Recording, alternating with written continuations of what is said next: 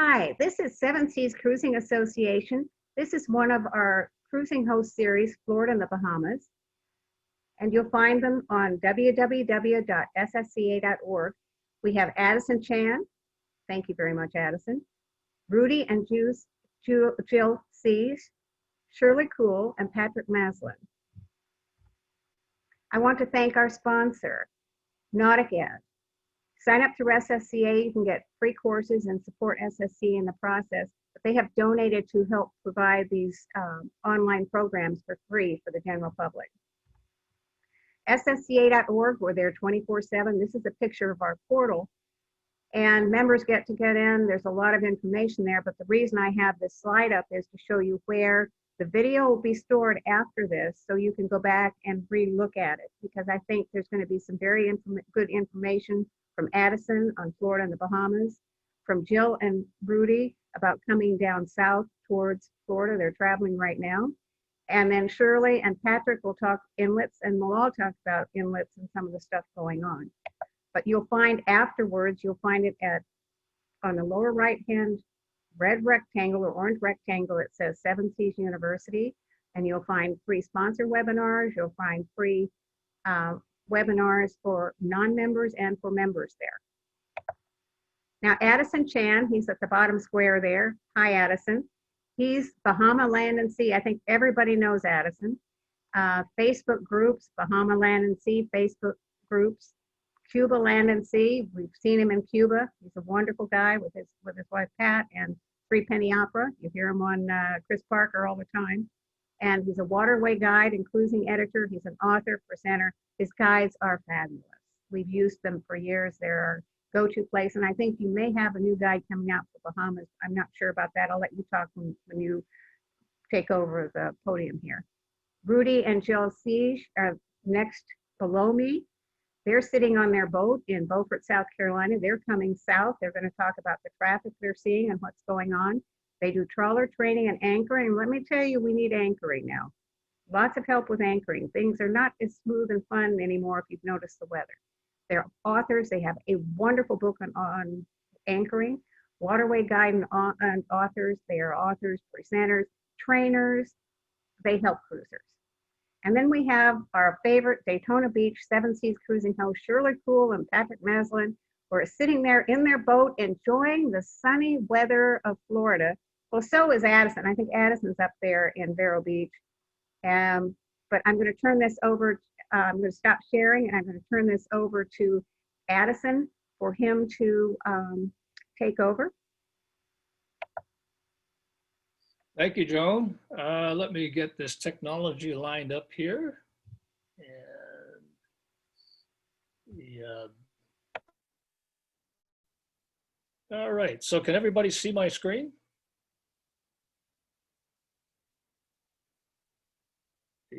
Hang on a second. Having a little bit of a technical problem here.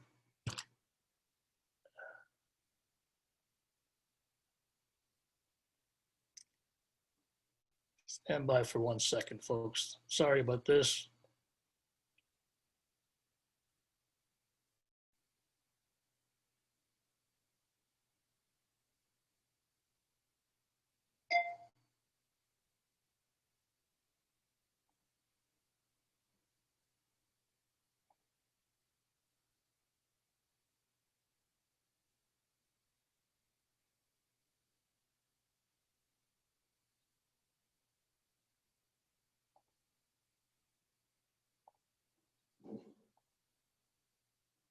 Okay, so can everybody see my screen now? Shirley, is that everything good?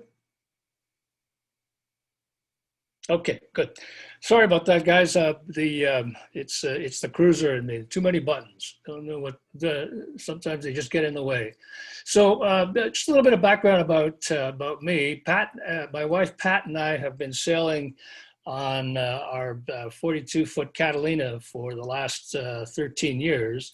But we've been members of the SSCA now since we bought our first boat around 2000. So we've been members for about 20 years. And, you know, it's just such a great organization to be part of. And so it's a pleasure for me to be here this evening to speak to you about the cruising in the Bahamas, because we've been up and down the waterway, up through the Bahamas, Cuba, Mexico over the years. And, you know, we've turned that information into the knowledge that we've gathered into some writings and some books and all kinds of good stuff. But at heart, we're still cruisers. And so our perspective is always around, you know, where do you find food? Where do you find booze? And, you know, where do you find a good place to spend the night that's cheap? So with that, we're going to go into the topic of the evening. This is still not working right. There we go. So here's the agenda for this evening is cruising in the Bahamas post-Dorian, because up until this COVID thing hit, it was really the elephant in the room. As we all know, we've seen the pictures, when it went through the Bahamas, it made a real mess. And then cruising in the Bahamas with this new reality of COVID. So we'll talk about both of those topics briefly. So for those of us who haven't been to the Bahamas, we often talk about going to the Bahamas as a place. But as you can see from the map on your screen, it's really a pretty big place. It's 700 islands. There's more than 700 islands. It's bigger than New England. You know, it's almost 600 miles long from one end to the other. It's a couple of 100 miles wide. So if you talk about going to the Bahamas, it's really a good idea to think about where you want to go in the Bahamas, because, you know, I talk to a lot of first-time cruisers to the Bahamas, and they have a laundry list of places they want to go to. And, you know, if I can offer one piece of advice, it's less is more. Because if you try to make all of those white bubbles that are on that map, all the beaches, all the mangroves, all the anchorages start to look alike after you've done about 30 or 40 of them. So pick an area and focus on that. So, you know, with that notion that the Bahamas is such a big place, let's just have a look and see what Dorian did to it. This is the path of Dorian. It made landfall in Elbow Key, which is Hopetown, you know, where the lighthouse is, on September the 1st, as a Category 5 hurricane. It's one of the largest hurricanes to hit the Bahamas in recorded history. You know, 175-mile-an-hour winds, gusts to 225 miles an hour. The statistics go on and on. But, you know, the most apt description of it was from Chris Parker, who, if you haven't gotten to know, you should, because he's the expert on weather in the Bahamas. He described Dorian as a 25-mile wide EF4 tornado that stood in place for 2 days. And, you know, when we look at some of the photographs of damage from Dorian, it looks very much like the aftermath of a tornado. So, but, you know, I always tend to look for the bright side. And one of the bright sides, if there is such a thing for the hurricane this destructive, is that the line of damage was very distinct. So if you were in the zone, you were wiped out. If you were not in the zone, then you were safe. And you can see that very clearly here in this photograph. The yellow lines that you see in that satellite image on the right side of your screen represents the shoreline of Grand Bahama Island. The light green part is where the water was. So you can see that about half of Grand Bahama Island was underwater during the height of Hurricane Dorian. But all the marinas, all of the infrastructure that's on, and most of the people, actually, most of the towns on Grand Bahama Island are along that dark strip along the bottom of the screen on the south side of Grand Bahama Island, which is outside of that flooding zone. And so I was asked actually to write an article for one of the sailing magazines about the aftermath of Dorian. And I called around to the various marinas to, you know, do my homework. And one of the marina managers actually thought I was pranking her. Just, what do you mean damage? There was no damage. We had a few branches blown off our palm trees, and, you know, there was something that was blown through a car window, but the marina itself was fine. There was no damage. And apart from the fact that we didn't have power, we were up and running. And this was at the end of November, or middle of November, when I spoke to them in 2019, and they were ready for the season. They were expecting crowds to come in. Now, where the storm did hit is a completely different story. So this is Marsh Harbor in the Abaco, and that's kind of the heart of the Abaco. I took this photograph about 3 weeks before Dorian came through, because we were over there. And as Joan was alluding to, I was working on gathering material for a new cruising guide for the Bahamas. That marina that you see in front is the Conch Inn, and it's the charter base for moorings and sunsail, which is the large bareboat chartering operation in the Sea of Abaco. And the docks that you see in the background are the Harbour View Marina and Waldy's Marina, two very popular places and one of the better fuel docks in Marsh Harbour. This is what it looked like 3 weeks before Dorian. This is what it looked like 2 days after Dorian. As you can see, pretty well everything is wiped out. The docks are gone and the structures on shore, and this is where I was talking about, it looks like hurricane damage. That's what it looks like. It looks more like the aftermath of a tornado than a hurricane. So things were left in quite a mess. The area was hit with very high winds. It had the 200-mile-an-hour winds, and it got it twice because the eye wall went right over top of Marsh Harbour. So it was blowing one way for a while, and then a little bit of peace and quiet, and then a couple hours later, it was blowing the other way for a while, and it was all accompanied by 25 feet of storm surge.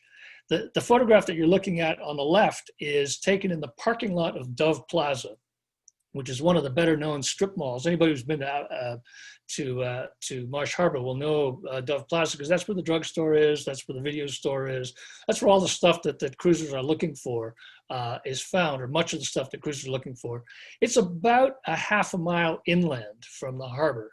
And that boat was just blown up in the swell and landed in the harbor. In the background of that photograph is a 75-foot fishing boat, and it looks like it was picked up and dropped off by a travel lift. But it's sitting actually on the edge of what is known as Mudville, which is that shanty town that the news networks all picked up and showed from their helicopters. And everything is pretty much wiped out. The only thing that indicates that Mudville was even there is the chain link fence they put around the site to keep people from rebuilding. And so, the docks were wiped out. There was some damage in the area, as you can see from that photograph on the left, on the right side of your screen. And so it looked pretty bad, but by July of this past year, or this year rather, the place was starting to come back. The Harbour View Marina, which is the marina on the right side of your screen, is the first one to be rebuilt. And there was no power, there was no water, but the docks themselves were ready to go. If I had to tie up, there would have been fine to tie up there, although there would have been nobody there to take our lines. And you can see from the photograph on the left side of the screen, the kind of materials that they're using to rebuild this. Because anybody who's been to the Bahamas will know that some of those marinas are not the most solid in the world. They're a little bit shaky. But this time they're rebuilding it, and they're rebuilding it much stronger. Those pilings are 25 feet high, and they're jamming them down so that they're level. Then the next storm surge is not going to take them out, and so all of the screws, nails, everything's being replaced new, and so they're very, very solid. And that marina is open now, and a couple of the other marinas in Marsh Harbour will be ready by the time. Well, the Marsh Harbour Marina is supposed to be ready in the next month or so, and the others are not going to be too far behind. So Marsh Harbour is coming back nicely. Restaurants are still a little bit of a problem, but because when we were there in July, there were a few food trucks open, but none of the usual spots around the harbor. But they're being rebuilt. You can see that frame of the roof. That is Colors of the Sea. It's a very popular restaurant, and we used to go there because it had the best free internet in Marsh Harbour. And it was gone. The original restaurant was non-existent, and yet they were able to rebuild pretty quickly, and it's open now. And of course, the supermarket, the Maxwell supermarket, which is one of the big reasons why everybody goes to Marsh Harbour, is open for business, very well stocked. And if you walk in there, if it's your first time at the Bahamas and you walk in there, you think you were in Florida, because it's bigger than our local public supermarket, and certainly as well stocked. Now, one of the things I was concerned about, because you saw from some of those photographs that there's some sunken boats around. I was concerned that after that kind of damage, that there would be a lot of junk in the water. And so I went and surveyed the harbor in a fair amount of detail. What you're looking at right now is the Navionics chart of the area, and there are some bubbles there. Those are actually underwater obstructions that I noted, and I have since uploaded those into Waterway Explorer. So if you're going over to the Bahamas, I highly recommend that you get a copy of Waterway Explorer either online or with the new app that they're about to release, which I developed, by the way, a little plug for myself. Because all of that information will be up there and updated pretty constantly. But here's what I found. Here's the interesting thing. The bottom of the harbor is pretty flat, and the depths that Navionics charted in the harbor are conservative. So if they say there's 6 feet of water, there's probably closer to 7. And so most of the area that you see was usable as an anchorage. And this is what I found after I went over it in towing that sonar array behind my boat. Most of the harbor, with the exception of some of those, the areas right around the marinas where there's some shoaling, the harbor depths, the bottom has stayed pretty well flat with the exception of those few spots that I noted. So it's in pretty good shape. The biggest challenge that anybody's going to have when they get to Marsh Harbor is figuring out a way to get off their dinghy, because all the dinghy docks have been wiped out. And so until the marinas are ready to receive, you're going to be climbing up some seawalls, which can be a little bit daunting, but everybody there is very friendly. They're very willing to help. And, we felt perfectly safe leaving our dinghy tied up to the seawalls.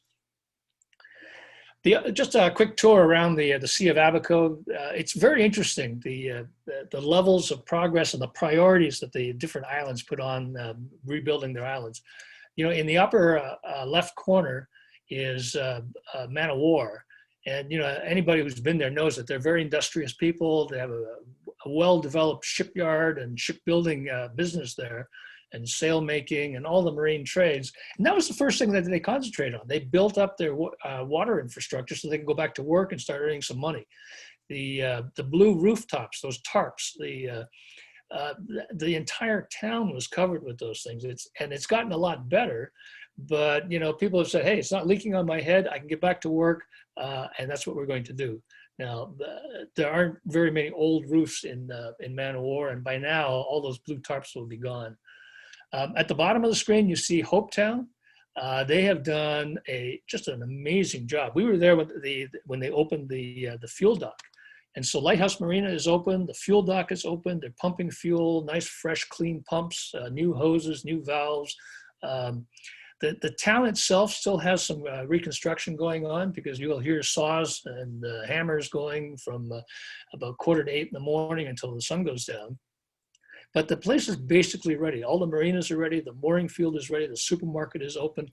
The only thing that's missing is people.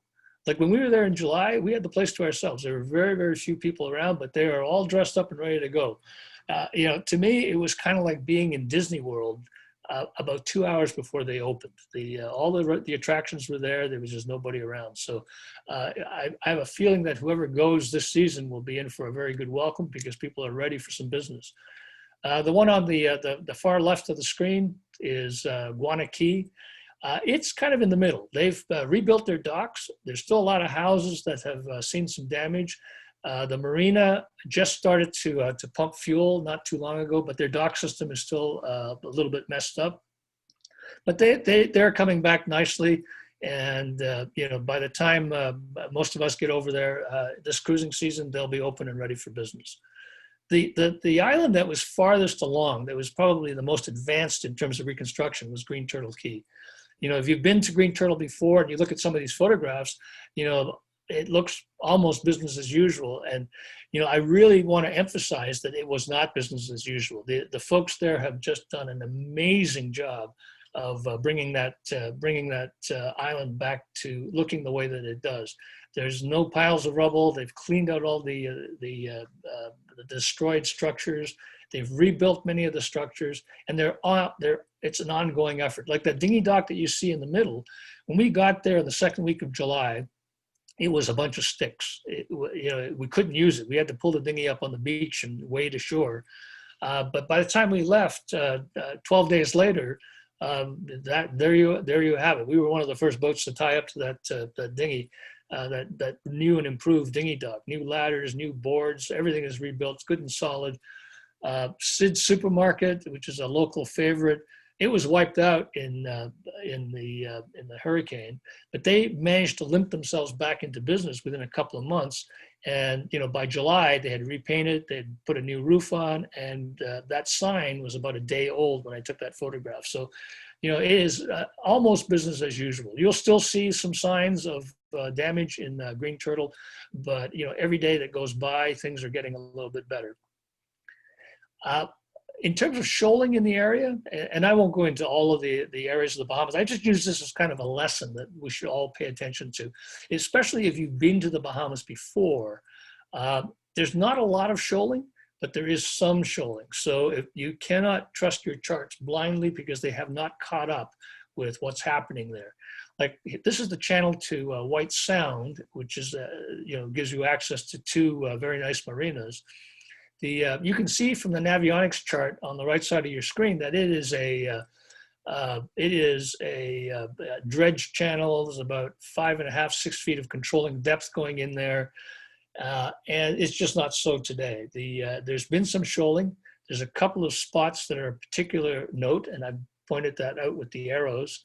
And the controlling depth has gone from what it used to be down to something between 4.5 and 5 feet. So, there's 3 feet of tide going in there. And if you're a 6-7 foot vessel, you can still make it. If you were in there before, you can probably still get in there now, but you have to be a lot more careful when you go up some of these channels. And that's true with all of the keys up and down the northern Abaco. Anywhere that Dorian went through, the bottoms in some cases are deeper, in some cases are shallower, but you can expect a delta of about 1 foot from what's charted in a lot of places. So the message here is just be careful.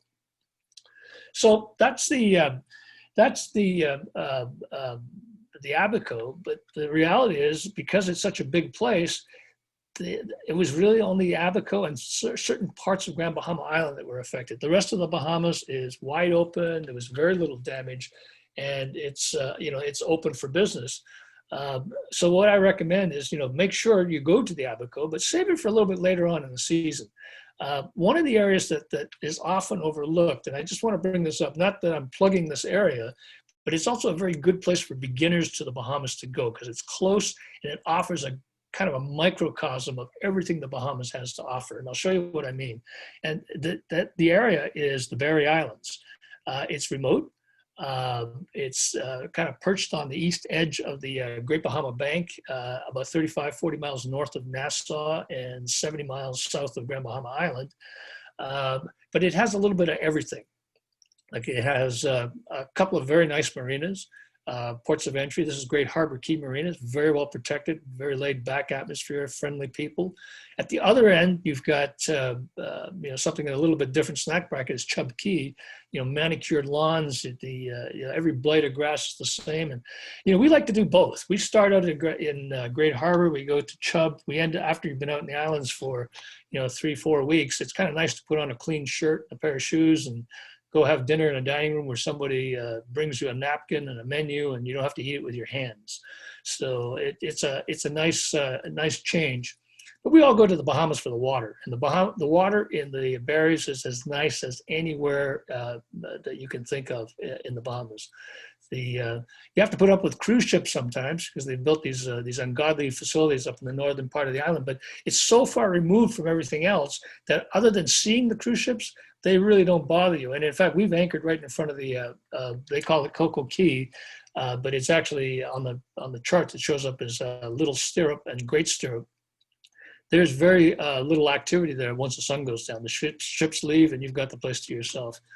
But this is what I was talking about. You've got beautiful water, you've got ripping currents, you've got good holding, you've got bad holding, you've got shallow water. These are all the challenges and things that they have in the rest of the Bahamas, but you're surrounded by marinas. You're still always connected to the world through the internet because the cell phone coverage is very good through there. And while you may not be streaming video, when you're out in a place like Little Harbor, you can still get on the internet and send emails and do that.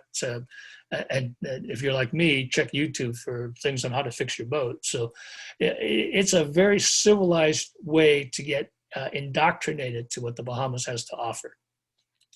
And so now the elephant in the room is cruising under COVID. It's kind of uncharted territory for all of us. Like, we've been going to the Bahamas every year for the last umpteen years.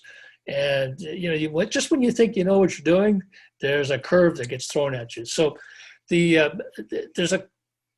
the thing to remember. The situation over there is very fluid. The rules are changing. The conditions are changing by the week. But the couple of things that are in place and they're not changing is that you require a health visa now. So if you've been there before, that was not a requirement, but now you must have a health visa.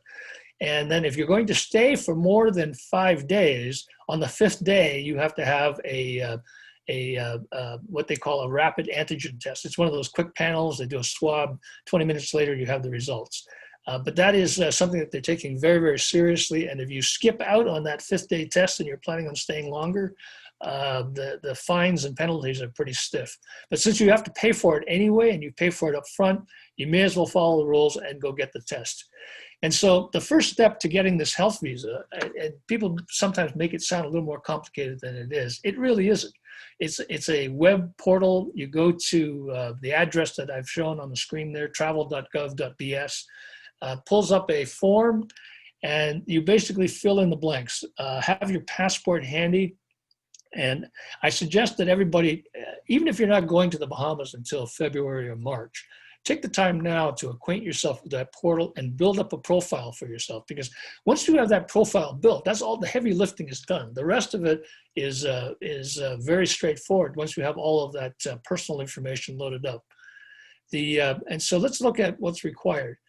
To get the health visa after you've got your portal, you have to choose between domestic and the international. So for anybody coming from here is international, and I'll restrict my remarks to the international, but there are special cases for traveling around inside the Bahamas where you also need a domestic health visa. And we can talk about that in the Q&A if that's required. But you click on the international thing. You've got to have a negative COVID PCR test that's taken within 5 days of your arrival in the Bahamas. And so to avoid any confusion, the Bahamas considers the day that you take your test as day 0. So you have 5 days after day 0 to clear. So which means that if you're tested on Monday, you have until Saturday at close of business to show up in the Bahamas. And if you miss that window, you may find yourself in difficulty. I haven't heard of anybody being turned away because they were a few hours late, but it's not something that I would challenge because they're very, very serious about this. Once you get your test, then you apply for the visa, and it takes between anywhere from an hour to 3 days to get that to get the result back. It's generally pretty quick, and because when we did ours, we got ours back in about 10 minutes. But these are the kinds of questions you have to be thinking about. You need the lab, you need your test result, and then you have to actually upload a copy of it into the portal. It's all fill in the blanks, drag and drop. But if you have your phone, just take a picture of the test result after you've printed it out and upload it. These are all reviewed by human beings. It's not an automatic process, but like the Minister of Tourism said, they've done enough of these things over the last 3 months since they've been using the visa process that they can start recognizing when there are problems pretty quickly. So if you follow the procedure, it goes through pretty quickly and you end up with the health visa that looks like this. It gets emailed to you into your phone. The newest ones actually have a barcode attached to them as well. And that barcode is going to be used to track, if you're there for more than 5 days, it's used to track whether or not you've been compliant with taking that 5-day antigen test. So, the health visa is a pretty straightforward process. And so just to summarize the cruising under COVID, it's not that complicated. It's the same preparations that you would make to go to the Bahamas. You just have to be a little bit more conscious of logistics because of that 5-day testing window. So, I always tell people that they should think about staging for the Bahamas at the closest point.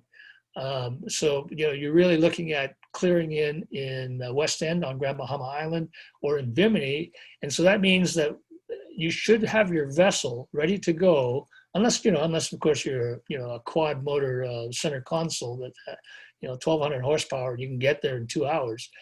You should be in Miami, Dinner Key area if you're going to go to Bimini, or in West Palm or Fort Lauderdale if you're thinking about going to West Palm Beach, or going to West End rather, because that keeps your testing window as wide as possible. Because most of us can get across in a day.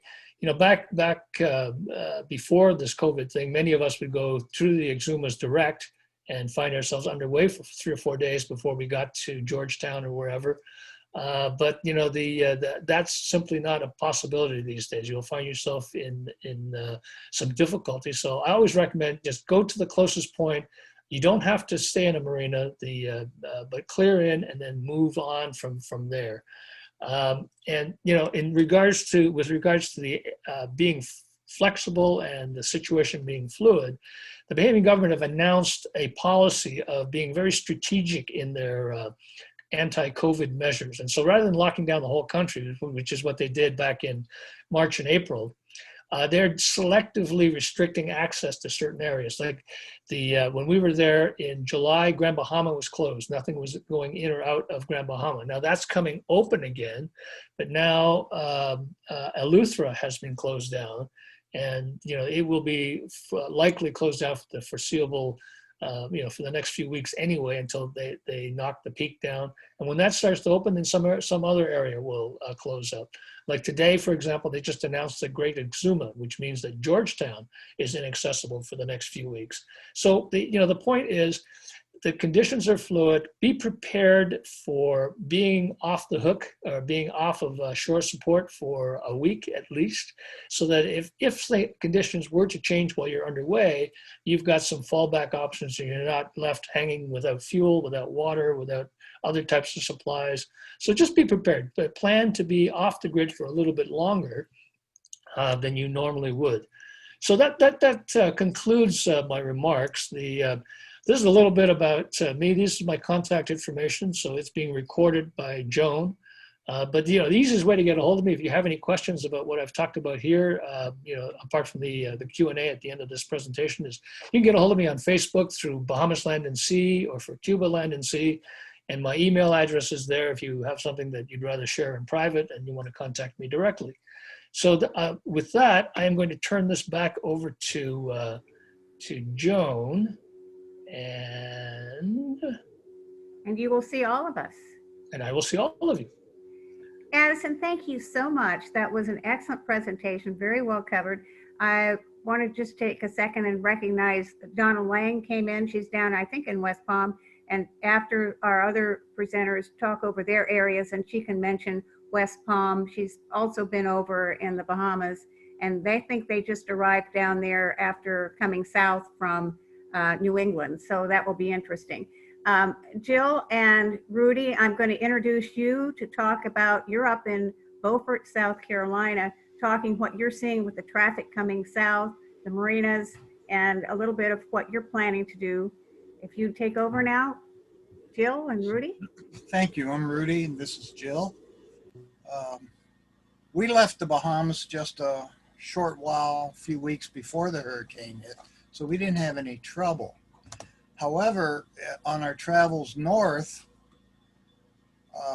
that's when the COVID hit and we started seeing things closed down and masks being required, even though place to place it was a little bit flexible. Some places were more strict than others.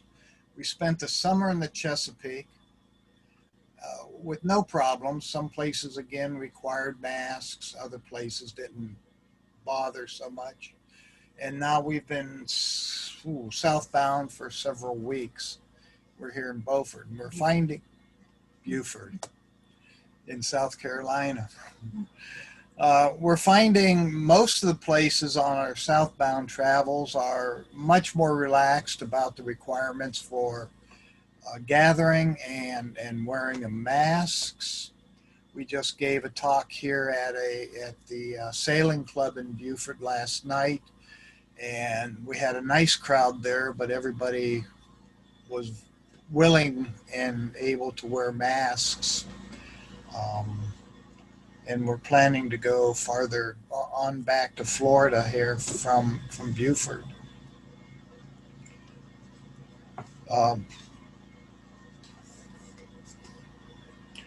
Storm damage as we came through Southport, those marinas are still down, wiped out. Otherwise, we didn't really find too many any places that were not open and operating. Fuel docks were open, marinas were open. The typical areas of shoaling are still there. There are several places that have been recently dredged, but they've shoaled back in. We would recommend strongly anybody going offshore and coming back into the intracoastal, pick a large ship channel. If they're picking the smaller inlets, we would recommend strongly that they only do it in daylight hours, preferably following a shrimp boat or other vessels that carries enough draft to mimic yours. I think Addison was the one that suggested talking to Towboat US or Sea Tow. We've talked to both a couple times. One inlet, you get better information from one of them. The next inlet, you might get better information from the other. So have both of their phone numbers. Anchorages, we anchor out all the time. We never go in marinas. We don't have a problem finding anchorages. We look for depth and preferably in the lee if we can find it. I'll jump in just to talk, Rudy said we went through the intercoastal waterway coming south, and the areas that we found shoaling along the ICW that were where we bumped, let's put it that way, and they were consistent with what the Waterway Guide Explorer was saying, were the areas between Beaufort, North Carolina and Wrightsville Beach, specifically probably Mile Hammock and Wrightsville Beach were a little troublesome, and a few of the secondary small inlets where they typically shoal in. And the other area was between Southport, North Carolina and Myrtle Beach, again at those secondary inlets, those small ones. And if you have a draft that's probably more than 5 feet, you want to be following some kind of guide like Waterway Guide Explorer to check and see about the shoaling, and probably do it on a rising tide. That's what we'd recommend. A lot of the areas that were really bad last summer aren't as bad, but the shoaling is still there. We haven't hit Jekyll Island yet, but it was shoaled in at the creek there on the way north. We expect it to be that way on the way south, but they've got a large tide, so it's not that critical as long as you go through when the tide's up. I think that was short and sweet. Hey, thank you guys. And yes, it was. And the one thing it reminds us all is, like Addison says, you got to check, you got to look, and charts, current charts. Shirley and Patrick, I'd like you to talk. You're there in Daytona Beach, and mention your knowledge of the areas there. Where could we get a COVID test? I also ask Donna after you give a little talk, because she's down in West Palm, may have some more information. Okay, yeah, sorry we dropped off there. I don't know what happened. It was our ISP system just quit on us, so I had to get some technical help. But anyway, to answer the question, Joan, COVID testing here in Daytona Beach area, probably I would recommend that you go to CVS, the pharmacy, and you have to make the appointment online at what the cvs.com/COVID /minute clinic. And then you can make this schedule there. You can get both kinds of tests there. You can get the nose swab, and then you can get the antigen test too. Antigen test takes a few days to get the results on. I'm not sure what the Bahamas are requiring today, and that could vary tomorrow, but the Bahamas government do have a website, www.bahamas.com/travel dates. And they give you all of what they require on that. They've got some pretty strict requirements if you don't have a valid test. So it can be up to $1,000 and a month in jail. So anyway, CVS Pharmacy for testing here in the Daytona Beach area. The county government does have them, but the sites that where you have to go to get tested are fairly remote. It's an Uber ride or something like that. And CVS Pharmacy, at least from where we're at here in the Halifax Harbor Marina, it's walking distance on that. So, all right, everything here in Daytona Beach pretty much open, although capacity for most places is probably limited to about 50%. The snowbirds so far, traffic has been light. We're out at the deep T head end, so we get to see boats that come through, and there haven't been a lot of them coming through since the beginning of November. The marina here is about 90% full. What has happened is that a lot of the boats that would normally go further north didn't do that this year.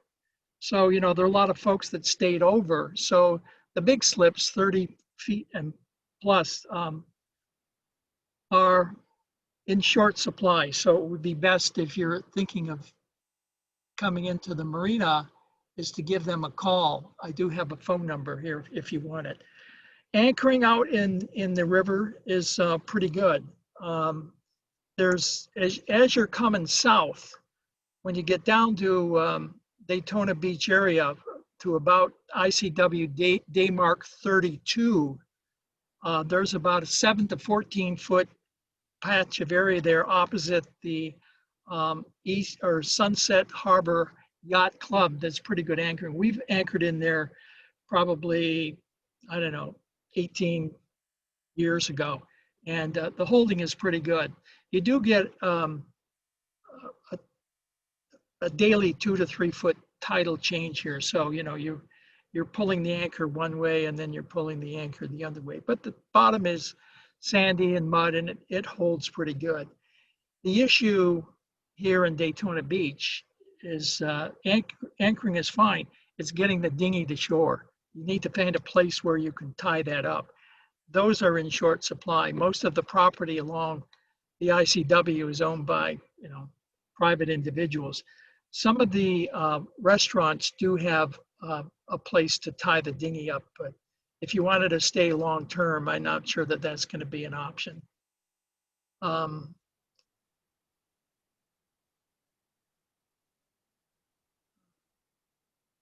There is a anchorage just south of where the inlet is it's around about day mark 42, where the Daytona Beach Marina is.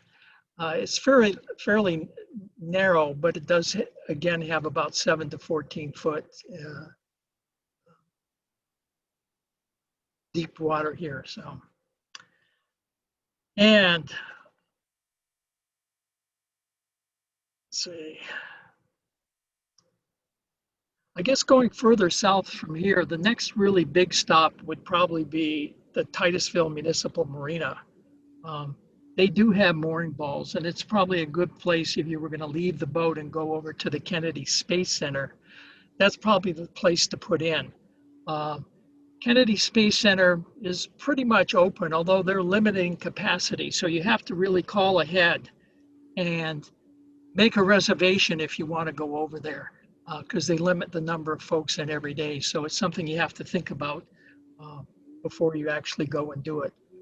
If you've never been in there, that's definitely worthwhile going. when you see the big Atlas rockets sitting there hanging from the ceiling, it's impressive. And I'm just prompting you here. oh,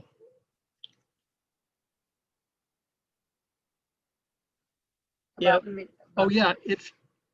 If you want to bring your boat down and you wanted to fly out of somewhere, I would recommend that you probably go further south to Titusville. Leave your boat there. You could either pick up a mooring ball, and they do have a place to tie the dinghy up that's secure, and then just take the shuttle bus from the Titusville Municipal Marina over to the Orlando Airport. You can get a connection out of Daytona Beach, but it's kind of puddle jumper airline, and they're safe. They're just slow, and the schedules aren't sometimes as convenient as what you would want. I know the bus ride from here to the airport's about 50 or 60 bucks. So, and let's see, if you're going much further south, I would recommend that you consider going and you wanted to stay in U.S. waters, is to head down to Marathon. The city marina there is pretty well maintained, and they do have a lot of mooring balls. And I know they do a pretty good Thanksgiving dinner there that basically, I think they ask for a minimal donation, $5 or something like that. And, you know, to spend some time in and around Marathon. If you need anything done on your boat, Daytona Beach is probably the place to get it done. There's no lack of contractors that will come out here and clean the bottom or put zincs on or put props on. And I have a 2-page list here of people that you can call to come out here, and they're pretty responsive. If you could give them a call today, they will be here tomorrow. And that's it for the moment, unless anyone has any questions. Well, I want to add something about Florida. Florida is very cavalier about masks. So you need to be more careful here about wearing masks. Just enough said. I don't want to get political about it. I just want to say those words.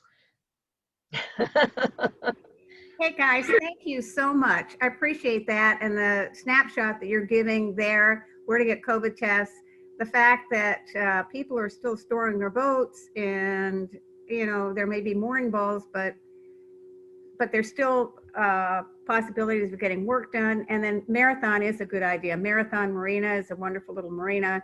You have Marathon mooring field, and then further down Key West is neat to go to.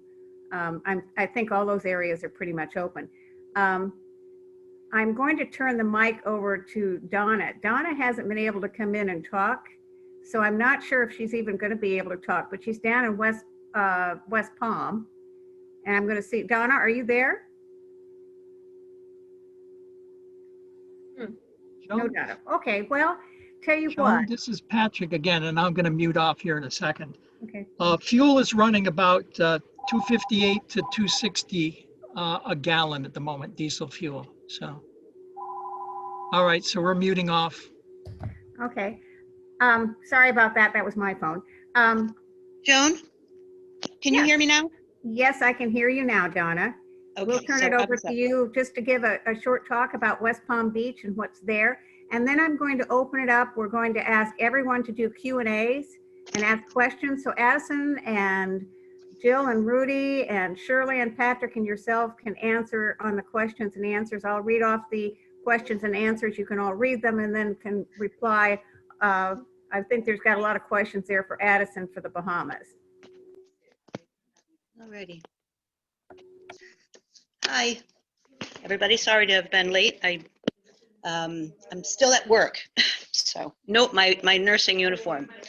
I just something I'd like to add to what Addison had to say about the Bahamas is one island that I've ended up spending a bit of time in is in gosh, now I'm having a the big island. Oh, no mind. Abaco? No, not the Abacos. No, all the way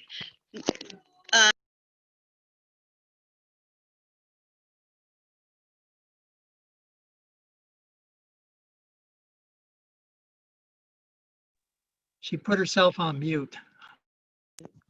My phone just rang. In Andros, the Andros Island. And I ended up spending 2 weeks there with my son not this past spring, but the spring before. And it was a really fabulous space to go to. The Middle Bights, I think it's Staniel Key. There's great holding right behind it, beautiful blue holes, amazing snorkeling, and incredible fishing. I have no idea what they're doing with COVID and how strict they are with anything. There's not a whole lot on the island, but it is very quaint and it is a really beautiful spot. And it was a great sail across the Bight to get there. So just a little input on an island that people don't tend to go to. But certainly if you like to fish and you want to be someplace remote and you want to be in the water, it's gorgeous. And you can eat as much lobster, conch, and grouper as you can possibly think you could ever want to. So it was a really cool spot. So just to add a note about that, it's really the only island I've spent much time on is actually Andros. So, I mean, as Shirley and Patrick were saying, I mean, Bob and I just came down on Calypso and coming down from Bristol, Rhode Island, and everything was pretty different. When we did our deliveries in the spring, for certain in May and in June, everything was closed. When we did them, we brought all of our food on board because we do motor yacht deliveries. And so we did like 5 deliveries going north and everything was closed. You had to have food on board because you weren't going to be able to go to restaurants and such. When we came back down this time through, coming back on Calypso, very different. Most restaurants were available, and again, you do have less seating, and most people were wearing masks until they sat down, the kind of thing when you're standing around, when you're going into a restaurant. I think the same thing we're seeing in a lot of places, and once you sat down at the table, then you obviously had to take the mask off to eat. Once you get into, we like to stop in St. Augustine. It's a great spot, and it's where they had the GAM last year for SSCA, and that is a really pretty place to stop. The marina there is in great shape, and plenty of places to eat and such there in St. Augustine. We did stop in Daytona this year, and it was a full marina where we stopped and stayed overnight. And as they said, there would be no problem getting work done there. I don't think, Juno Beach area, you don't have any trouble getting work done. Certainly West Palm Beach has a plethora of marinas that are open. There are, a lot of people do wear masks, and in the restaurants, most people, you have to wear a mask when you go into a restaurant and until you sit down, just like you do anywhere else. So that's about the same. It's a good jaunt to go from West Palm Beach to either West End. I have been to Great Harbor in the Berry Islands, and that's a great, fabulous place to go, a great stop. They have everything you could need there. So for making that quick jump over to the Bahamas, as Addison was saying, to be able to stay within your health testing requirement, they're great places to go, and it's a good jumping off place to leave from West Palm Beach. There's great holding in the inlet. There is a West Palm Beach Sailing Club is right as you go in the inlet. It's just a little bit south. The anchorage is there, and they offer transient use of their facilities, their dock, and it's pretty central to getting to West Palm Beach. You may need an Uber to get groceries, to get to bring your groceries back, because it's a little far for that. But there's a lot going on there. When you get into West Palm Beach in the middle of town, there is free docking Anchorage is there, and then the dock is all day use. We're even finding that people are getting pretty lax and keeping their boats on the dock. We don't know how long that's going to last because that's against the rules. But at this point, you definitely have access. And once you're on the docks in West Palm Beach, you have the entire town is right in front of you. It's right down Midtown, right between the 2 bridges. You do have the North Flagler Bridge that you have to open. The bridges run on they're in opposite. The first bridge that you come to is on the quarter hour and the 45, and then the middle bridge is on the hour and the half hour. So if given our sailboat, sometimes we can't make it to the next bridge in 15 minutes. You can do a little waiting. But in order to get to West Palm Beach, you only need to go through the Flagler Bridge. So it's just one bridge that you have to open. And you have both the free docks and free anchoring, as well as there's the marina there. And as Joan knows, Joan spent quite a bit of time in West Palm Beach, and they were at the Riviera Beach Marina, which is another great marina, and that is more centrally located to any services that you would need. I think you would agree, Joan? Yes, it is, Donna. Yeah, so that's a good place to go. It might be a little less expensive too than the Palm Harbor Marina has gotten very expensive. They're now doing a minimum of 50 feet, so it's expensive to stay there. During season, it's not the best option. So I don't, if anybody has questions, they can ask. We're here, and we've actually been bad about doing the paperwork to become a host, but we are here and willing and to help anybody that's here. They need a car, they need to resource something. So we live here in near West Palm Beach. So, and we're here. I'm here pretty much year round at this point. So. Donna, thank you very much. Now, we've got some questions in the Q&A and in the chat. And what I'd like to do is unmute everyone, if that's possible. And I've got some chat questions. I think this is for Addison. It's Andrew Armstrong to all panelists. Do you expect anchoring in Marsh Harbor to be a problem? That's for Addison. Well, Andrew, I don't think it's we were there in July, and it was not a problem then. The holding in Marsh Harbor is excellent. It always has been. And there's a few obstructions that have been noted on the Waterway Explorer, as I mentioned. And most of them you can tell. A 75-foot sunken ferry that's semi-submerged is something that you can stay away from. But the holding in the harbor is fine. The big challenge that you'll have anchoring in Marsh Harbor is getting ashore in your dinghy. The former dinghy dock that was put on by the Royal Marsh Harbor Yacht Club is gone. There's nothing left there but a couple of sticks and a piece of chain where it used to be attached. So you're climbing up over a broken seawall on top of still a lot of rubble that's laying around. And so unless the marinas are finished, getting ashore is a bit of a challenge. But it's not a huge problem. There are a couple of working areas. Like Rainbow Rentals have a dock that the ferry uses, and so if you don't mind being creative about how you tie up your dinghy, you can get ashore and it's fine. When we went to the supermarket, there was no issue.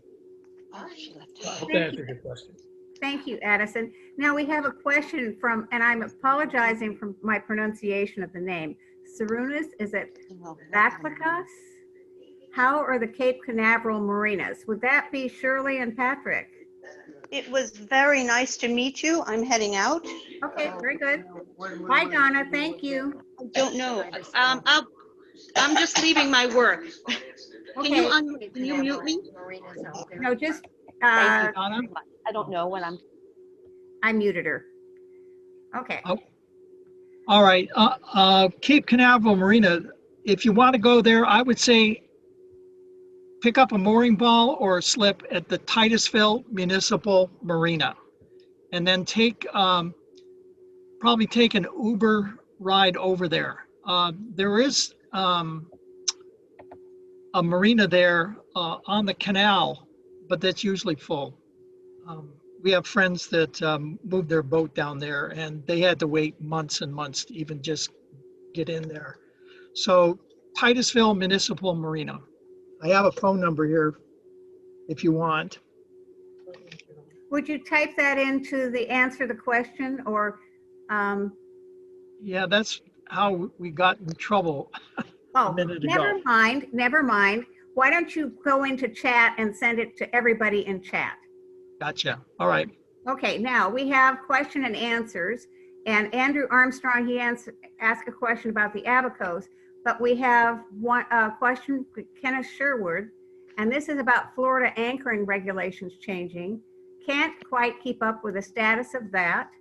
Is it still relatively easy to find legal and usable anchorages? Who wants to answer that one? I can say something about that, Joan. I'm still here. Okay. As far as at this point in time, at least from my direction down, there's no actions being taken to prevent anchoring. In fact, it's actually the number of delinquent boats with some things that are going on now are actually a little more frustrating for us. So at this point in time, they're not preventing anchoring in anywhere around in West Palm Beach, and as far as I know, farther south, within the normal anchoring regulations. So they have, we are still able to anchor. Yeah, our experience with the new quote unquote anchoring regulations is that it's tends to be locally enforced. So, like in our case, Volusia County Sheriff's Office have boats in the water all the time. If there's something, I don't know, discrepant, they might say, you need to move on. The FWC, Florida Wildlife Commission, also has boats in the water. They can also enforce that. And then the state folks can also do it too. So it's, but it's kind of hit or miss. I think everyone realizes that if you scare the boaters away, marinas aren't going to have much business, and they don't want to do that. So, Well, what we see is there's certain areas that it's prohibited. There's not too many. There's the mooring fields that you're not allowed to anchor within so many feet. I think it's 75 feet. Titusville's, they've taken a lot of their mooring balls out because it was costing them money. They weren't making anything on it. And we've been told over the last several years that they don't even care if you come in and anchor within their mooring field, moving around other boats. One thing I'd like to say is we're planning on the Thanksgiving dinner in St. Mary's. They are holding it this year. Oh, that's good. And this will be our third year where we're presenting our that popular PowerPoint presentation on anchoring. It's free, so if anybody is in the area and wants to attend, they're welcome to come to St. Mary's, Georgia. Well, thank you very much for that. I have another question. This is from, let's see, we have two of them on insurance, both probably for Addison, or not insurance, but one is on harbors. Let me see if I can get this thing to work here.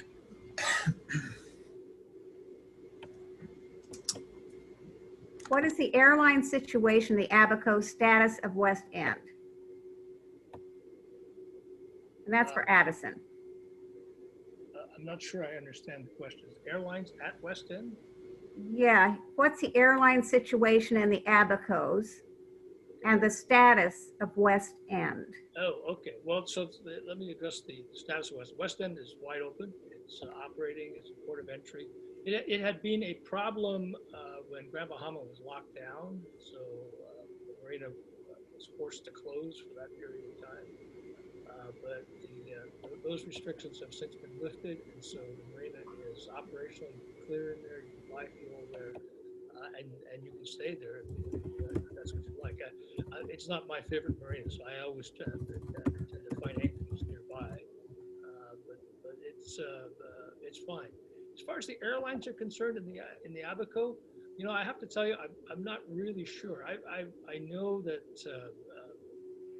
I've had friends fly in, but they mostly charter. And there are a lot of per seat charter companies that will get you from small airports in Florida to the Bahamas or to Marsh Harbor or through Treasure Key for not much more or about the same actually as what you would pay for an airline seat. The airlines for the most part had stopped flying over the summer because there just wasn't enough demand for them.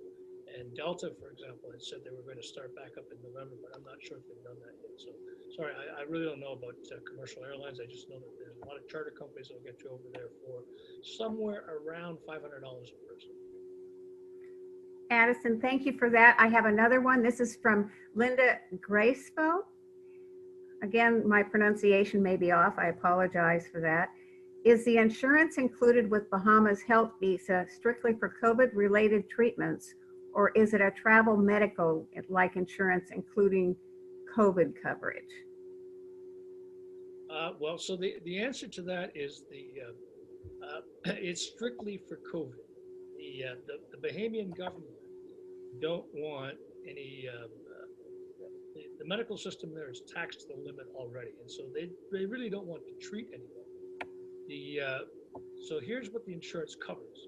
If you show up in the Bahamas and you test positive, but you're asymptomatic, they will put you in quarantine. So the insurance will cover the cost of the quarantine facility, be that a government facility or in a hotel. They will cover those costs. So meals, any changes in flights and so on, because you were in quarantine, they will cover those. If you are asymptomatic and you have an underlying health condition, then you have the option of being flown out of the Bahamas because they don't want to have to deal with those underlying health conditions in the country. If you are- Addison, Yes. your sound is dropped very low. Your sound is low, I'm sorry. How do I sound now? still a bit low. Gosh. We'll try, Allison. Or, Well, I'm not sure what's going on here. I haven't touched anything on my computer as far as I can tell. So the other thing is, if you are symptomatic, then they will medevac you back to your home country. That is that's what the insurance covers. But they will not cover any treatment in the country or anything else that's not COVID related.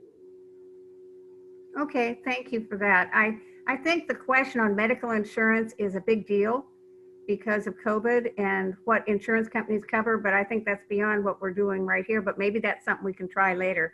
Okay, Allison McPherson, that's the last question that I see. Are there water height issues with Florida bridges from ETA? Who can answer that? Shirley, Repeat the Patrick? question though. Okay. Are there water height issues with Florida bridges from ETA? Probably Tropical Storm Eta. Yes. Oh, Okay.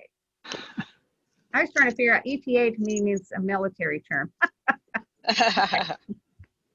in the Daytona Beach area, all of the 65-foot bridges have got plenty of clearance, and then there are 2 movable bridges in the area.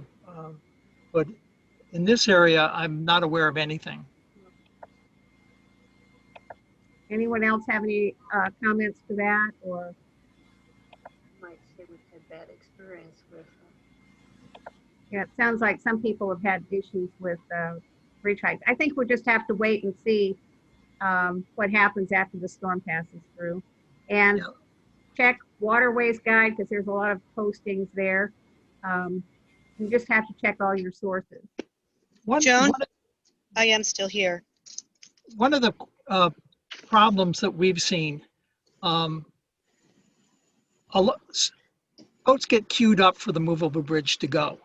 And the bridge operator wants everyone right up next to the bridge so that the bridge is only open, 2 or 3 minutes, although they, I think, can keep it open 15. But anyway, they're run by private companies, most of the movable bridges.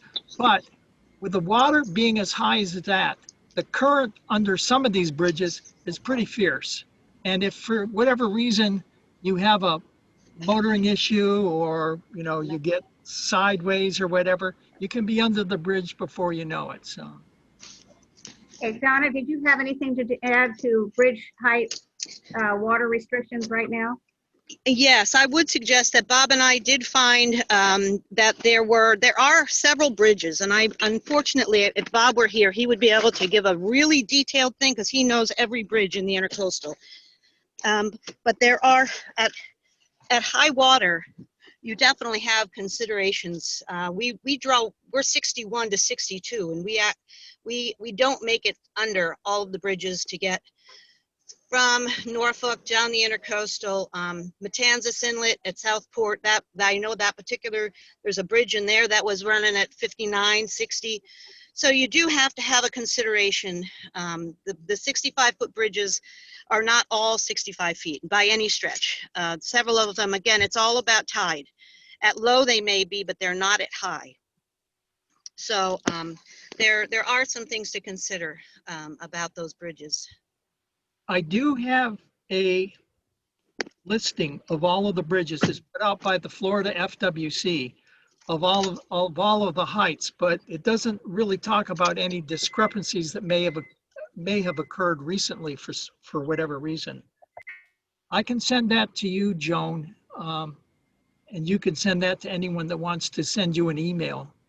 Yes, if they're interested, put the email into the Q&A, or you can send it to cruisingstations@ssca.org. That might be the best thing. I'll put that into the chat and send that to everyone. And if they need that, I have one more question for Addison. Are there any updates on Walker's Key? Well, if you've been to Walker's in the past, you'll know that it was a fairly well-established community before it was wiped out by Hurricane Floyd. And so the biggest change, it's a stunning change, is the marina has been increased in size, or where the marina used to be, has been increased in size by at least twice, double. The new owner of Walker's Key has just invested a ton of money into this place, and he has extended the seawall, and it's big enough now for yachts as big as 200 feet. I was there in early August, and the owner had brought in his 150 or 160 foot yacht and tied it up along the seawall. And I was around the front of Walker's Key fishing, and it was the weirdest sight because there's an airport there, and if you know the view, you're actually looking up at the ramp, and on top of the ramp at the airport was the bridge of this mega yacht. And so it looked like there was a bridge of a mega yacht sitting on land. It's absolutely stunning what he's doing over there. And they expect that marina to be operational by summer of 2021. Wow, well, thank you for that, Addison. If there's anyone else have any questions or thoughts, we will close that. We'll end this presentation. I want to remind people that we will be doing a December 10th presentation as part of our series, but I've got NOAA's Coastal Survey, the federal group, 3 of them, that will be talking the newest chart changes, electronic charts, paper charts, rules and regs of that. And we may have one of the vendors or 2 of the vendors who are actually using the electronic data for their online charts, the aqua maps, maybe someone from Waterways Guide to talk about how the changes are being integrated into the charts that we use every day, especially because we have so many problems with shoaling. And they'll talk about the coastal survey. Those people will be on that presentation. That will be December 10th, and you can find it on SSCA.org. I want to thank Jill and Rudy. I want to thank Addison Chan. I want to thank my dear friend Donna Lang, who's nursing and dinner. I can hear the beep beeps in the background. And Shirley and Patrick, you guys are always there for us. We really appreciate it. And Kenneth Sherwood says thank you to the panelists. You can find a recording of this on ssca.org. And I want to thank you all very, very much. Thank you. Thank you. Thank you. Bye. Goodbye.